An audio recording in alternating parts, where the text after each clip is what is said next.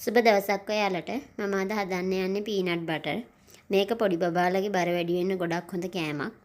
මේක අපිට පාන් වල ගාලා දෙන්න පුළුවන්. යෝගට් එකට දාන්න පුළුවන්.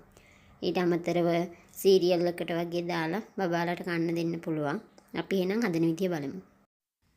මේකට අපිට ඕන වෙනවා රටකජු, ග්‍රෑම් 80 පැකට් එකක් මම ගත්තේ, වැනිලා, ලුණු ටිකක්, බටර් මේස් හැඳි දෙකක්, සීනි මේස් හැඳි දෙකක්. සීනි වෙනුවට මීපැණි මේස් හැඳි දෙකක් ගන්න පුළුවන්. බටර් වෙනුවට සුදු පොල් තෙල් ගන්න පුළුවන්. මම අද අවන් රටකජු කියලා එකක් ගත්තේ. ඒකේ රටකජු ටික ටෝස්ට් කරලම තියෙනවා. ඒ නිසා මම ආයේ අවන් එකේ දාන්නවත් කබලේ බදින්නවත් යන්නේ නැහැ. ඔයාලා අමු රටකජු ගන්නවා නම් අවන් එකේ සෙල්සියස් අංශක 175 විනාඩි 5ක් 10ක් බේක් කරලා ගන්න. නැත්නම් කබලේ බෙදලා ගන්න පුළුවන්. මුලින්ම මේ රටකජු ටිකේ පොතු ඉවත් කරලා ගන්න ඕන. පොතු ඉවත් කරගත්ත රටකජු ටික බෙන්ඩර් කප් එකට දාලා හොඳට තෙල් මතු වෙනකම් බෙන්ඩර් කරගන්න ඕන.